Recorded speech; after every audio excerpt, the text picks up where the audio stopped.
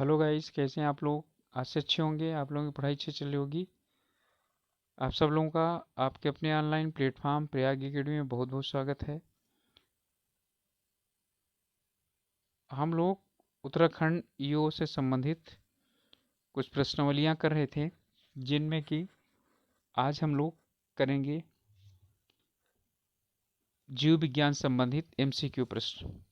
ये प्रश्न जहाँ भी विज्ञान से संबंधित प्रश्न आते हैं, जीएस के लिए सब जगह के लिए इम्पोर्टेंट हैं, लेकिन लक्ष्य ईओ उत्तराखंड है।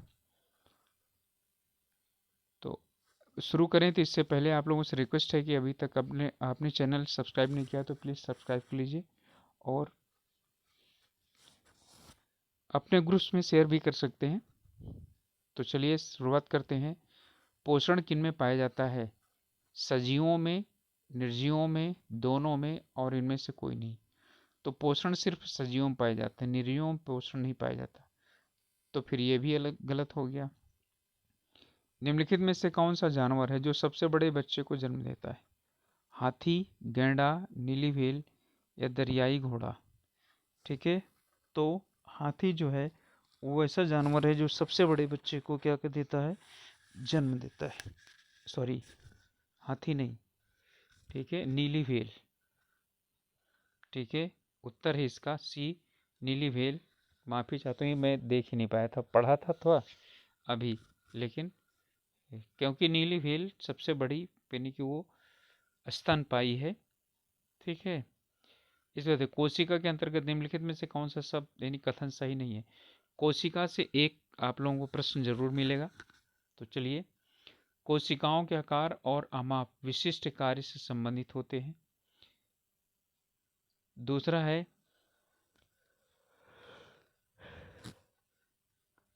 कुछ कोशिकाओं के बदलते आकार होते हैं। बिल्कुल सही है, दोनों सही है। कोशिका, प्रत्येक कोशिका में निष्पादन की अपनी एक क्षमता होती है, ये भी सही है। सभी देह ऊतकों में एक ही प्रकार की कोशिका विद्यमान होती है। ध्यान दीजिएगा, सभी देह ऊतक की बात कर रहा है, एक ही देह में नहीं की बात कर रहा है। तो एक ही यानी समान सजीवों में समान कोशिका पाई जाती है। एक ही व्यक्ति यानी कि एक ही जो व्यक्ति होता है उसमें समान कोशिका, यानी जैसे सजीव है तो सजीव कोशिका, निर्जीव सॉरी मतलब वनस्पति तो वनस्पति कोशिका पाई जाएगी। तो वहां एक ही जैसे कोशिका कहाँ पाई जाएगी? यही वाला गलत है, सभी देह ऊतकों में नहीं। मानव शरीर की घातक अवशोषण परत किसकी बनी होती है? प्रोटीन की, वसा की, कार्बोहाइड्रेट की या विटामिन की? तो ये बनी होती है वसा की। ठीक है, मानव शरीर की घातक अवशोषण परत किस चीज की बनी होती है? तो वो बनी होती है वसा की। अगला है, इनमें से कौन सी प्रकाश संश्लेषण प्रक्रिया में गैस उत्तरदायी होती है? तो आप सभी लोग जानते हैं कि प्रकाश संश्लेषण के लिए कार्बन डाइऑक्साइड गैस क्या होती है? उत्तरदायी होती है। बीजों को जल में रखने पर वे किस कारण फूल जाते हैं? अंतःपरषण, बाह्य प्रसरण, बाह्य प्रसरण, अधिशोषण या विसरण? ठीक है, तो किसके कारण वो फूल जाते हैं? देखिए, अंतःपरषण का मतलब है जल अंदर जाना, बाह्य प्रसरण का मतलब होता है बाहर से जल यानी कि अंदर से जल बाहर आना। ठीक है, विसरण का मतलब है चारों तरफ बराबर फैलना। तो जब जल अंदर जाएगा तभी ना फूलेगा, तो अंतःपरसरण। ठीक है, और बाह्य प्रसरण किस में होता है?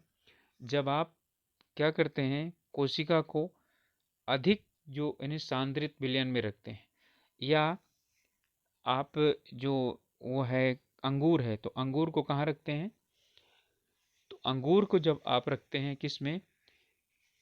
चीनी के घोल में, तब क्या हो जाता है? बाह्य प्रसरण होता है। जब एक व्यक्ति वृद्ध हो जाता है तो सामान्यतः उसका रुधिर दाब क्या हो जाता है? घट जाता है, बढ़ जाता है, सामान्य रहता है, बदलता रहता है? देखिए, सामान्य तो रहता नहीं। अब विचार करिए, बीपी उसका घटता नहीं, बीपी क्या हो जाता है, बढ़ जाता है। कौन सा सर्वग्राही रुधिर होता है? तो सर्वग्राही रुधिर ए, बी, ओ या ए बी? ये तो आप जानते होंगे नहीं। अब या तो ओ है और तो ए बी है। तो ओ जो है वो सर्वदाता है।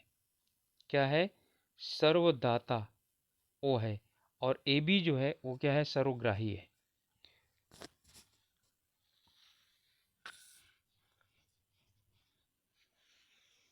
इसमें प्रश्न इस तरह से पूछा जाता है कि अब नवीन तरीके से कि इनमें से किस ग्रुप यानी किस समूह का यानी जो वो है रक्त है, वो यदि आवश्यकता पड़े तो बिना किसी भी यानी उस रोगी के रक्त की जांच के चढ़ाया जा सकता है। ठीक है, तो वो है ओ निगेटिव। ठीक है, ओ निगेटिव किसी को भी चढ़ाया जा सकता है बिना जांच किए हुए भी। इस बात है, इनमें से कौन सा पदार्थ शरीर के संरचनात्मक संगठन के रूप में जाना जाता है?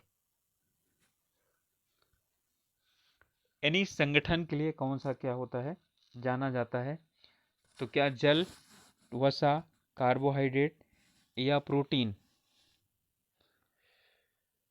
तो इसमें जो संरचनात्मक संगठन के लिए है वो जाना जाता है प्रोटीन। कार्बोहाइड्रेट क्या प्रदान करता है? सभी चीजें देख लेते हैं।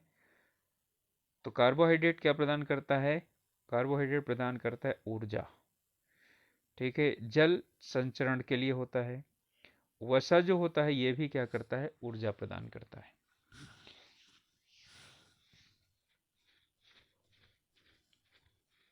लेकिन कम मात्रा में लिया जाता है।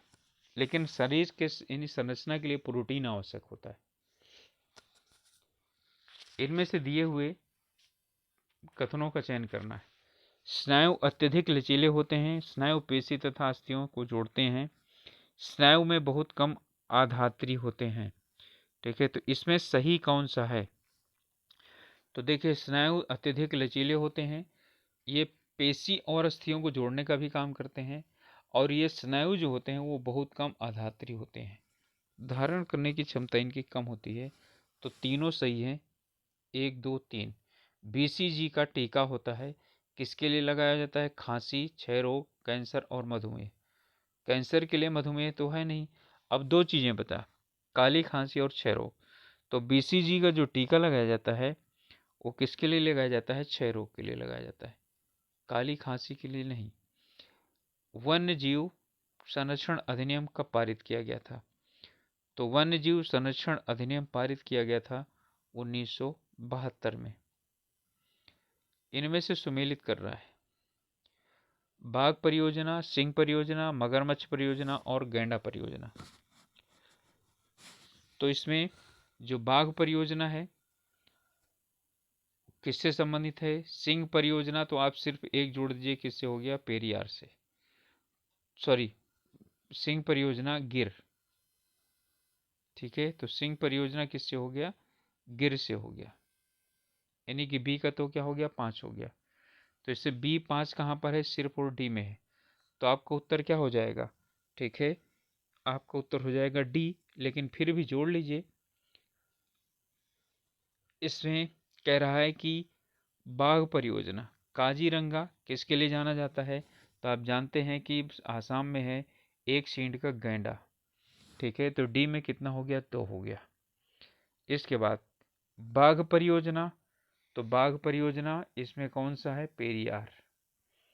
ठीक है, और इसके बाद है मगरमच्छ परियोजना। तो जो मगरमच्छ परियोजना है, ठीक है, वो एक सेकंड, बाघ परियोजना इसमें जो है वो पेरियार में नहीं है। ठीक है, ये है हमारा रणथंभौर। ठीक है, तो ये रणथंभौर में है बाघ परियोजना, रणथंभौर। सिंह परियोजना गिर, मगरमच्छ परियोजना टिकरपाड़ा, और गैंडा परियोजना वो काजीरंगा। डी में आपका क्या है? 2 है।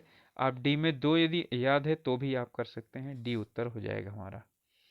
भारत में एशियाई शेर कहाँ पाए जाते हैं? अभी ऊपर आया है, गिर के जंगलों में पाए जाते हैं। इस वजह से जीव विज्ञान की वह कौन सी शाखा है जिसमें आनुवंशिकी द्वारा मनुष्य जाति का सुधार किया जाता है? तो कौन सी है? क्या आनुवंशिकी है, यूजेक्स है, युद्ध विकास है, या यूथेनिक्स है? ध्यान दीजिएगा, यहाँ पर बात कर रहा है किसका? आनुवंशिकी द्वारा मनुष्य जाति में सुधार की बात कर रहा है। तो ये क्या है? यूजेक्स है। ठीक है, आनुवंशिकी जो है उसमें सिर्फ आनुवंशिकी का अध्ययन किया जाता है। मुर्गी पालन के क्षेत्र में भारतवर्ष में प्रथम स्थान किस राज्य का है? तो मुर्गी पालन में प्रथम स्थान आंध्र प्रदेश का है। कौन सा कथन सही है? सभी जीवाणु स्वपोषी होते हैं, सभी जीवाणु विषमपोषी होते हैं, सभी जीवाणु प्रकाश संश्लेषण होते हैं, अधिकतर जीवाणु विषमपोषी परंतु कुछ स्वपोषी होते हैं। अब जब सभी सभी आ गया तो ये सभी क्या हो गए? गलत हो गए। हमारा सही कौन सा हो गया? और डी सही होगा। ठीक है, तो कौन सा सही? डी सही हुआ। ठीक है, अधिकतर जीवाणु विषमपोषी परंतु कुछ समपोषी होते हैं। अगला है, इनमें वाहक और रोग को सही क्या करना है? मिलाना है। मादा एनीफ्लीज मच्छर तो मलेरिया को, ठीक है, यानी कि इसमें जो सही मिले हुए हैं उनको क्या करना है? चुनना है। एडीज मच्छर चिकनगुनिया को, सीसी मच्छर फाइलेसियसिस, और बेड बग जो है निद्रा रोग को। तो इसमें कौन से सुमेलित हैं? तो ये जो है एडीज मच्छर, चिकनगुनिया और डेंगू, ठीक है, डेंगू को, और सीसी मक्खी फाइलेरियसिस बिल्कुल सही है। लेकिन बेड बग जो है ना, ये निद्रा रोग नहीं है। निद्रा रोग होती है, ठीक है, सैंड फ्लाई, ठीक है, सैंड फ्लाई से होता है निद्रा रोग। तो हमारा ए, बी और सी क्या हो गया? ये सुमेलित है। रानीखेत रोग किस से संबंधित है? तो रानीखेत रोग होता है मुर्गियों का। इसे याद रखिए, ये बहुत ही पेट क्वेश्चन है, कई बार पूछा गया है। भारतवर्ष का सर्वप्रथम जैव मंडल रिजर्व कहाँ पर यानी कि स्थित है? तो जैव मंडल रिजर्व भारत का नीलगिरी है, पहला जैव मंडल रिजर्व। इसके बाद है, वायु प्रदूषण से कौन सा रोग होता है? हैजा, श्वसन शोथ, गठिया और इनमें से कोई नहीं। तो जानते हैं कि सांस संबंधी रोग क्या होता है? वायु प्रदूषण से होता है। तो हमारा उत्तर हो जाएगा सी। निम्नलिखित में से कौन सी मुख्य हरित गृह गैस है? ठीक है, तो CO2, नाइट्रस यानी NO, या CFCS, या इनमें से कोई नहीं। हरित गृह गैस की बात कर रहा है। ठीक है, तो हरित गृह इसमें जो गैस है वो हमारी कार्बन डाइऑक्साइड है। आप CFC लगाकर गड़बड़ा मत दीजिएगा। CFC जो है क्या करती है? वो ओजोन परत का क्षरण करती है। ठीक है, तो ये हो गया हमारा CF यानी कि कार्बन डाइऑक्साइड, ए उत्तर हो जाएगा। अगला प्रश्न है, इन्हें सुमेलित करना है। कपाल, कपालभाग्स, खांच, कपाल की एक चमकीली यानी चलनशील हड्डी, फोरमेन, मैग्नम, अचलशील संधि, मेंड्रिबल, मेरुरज्जु तथा मस्तिष्क के बीच का जोड़। ठीक है, इसमें कह रहा है इनको सुमेलित करना है। तो इसमें जो सुमेलन है वो है, पहला है कपाल, तो कपाल भाग्स में पाया जाता है, ये पक्का है, ये हो गया। ठीक है, इसके बाद जो खांच है, ठीक है, वो क्या होता है? वो खांच अचलशील संधि क्या होती है? ठीक है, ये होती है। इसके बाद है फोरमेन मैग्नन। ठीक है, तो फोरमेन मैग्नन जो है ये मेरुरज्जु तथा मस्तिष्क के बीच की क्या होती है? जोड़ होता है। मैंड्रिबल, ये कपाल की चलनशील क्या होती है? इस यानी कि हड्डी होती है। तो इसका मतलब है हमारा क्या हो गया? 1, 3, 4 और 2। 1, 3, 4, 2 कहाँ पर है?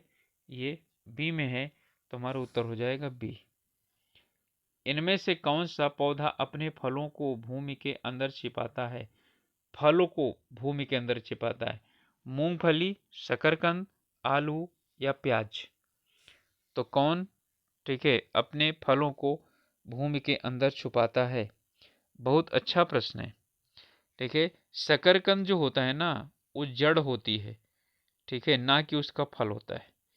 प्याज तना होता है, आलू भी तना होता है, तो फल कौन सा होता है? मूंगफली, नाम भी दिया गया है फल, ठीक है। तो ये थे हमारे जीव विज्ञान से संबंधित 25 प्रश्न, और आशा है आप लोगों को अच्छे लगेंगे, और आप लोग इनसे संबंधित जो है पेनी की प्रश्नावलियाँ क्या है लगातार करते रहिए, और हम लोगों का प्रयास है कि हम लोग आप लोगों को ये सब उपलब्ध करवाते रहें। तो मिलेंगे अगले वीडियो में। अभी तक चैनल को सब्सक्राइब नहीं किए हैं तो आप लोगों से रिक्वेस्ट है कि चैनल को सब्सक्राइब कर लीजिए। अपने ग्रुप्स में शेयर भी कर सकते हैं आप लोग, जिससे कि कुछ लोग हम लोगों के साथ जुड़ना चाहें तो जुड़ सकते हैं। ओके, मिलेंगे अगले वीडियो में, तब तक के लिए ऑल द बेस्ट, अपनी पढ़ाई कीजिए और स्वस्थ रहिए।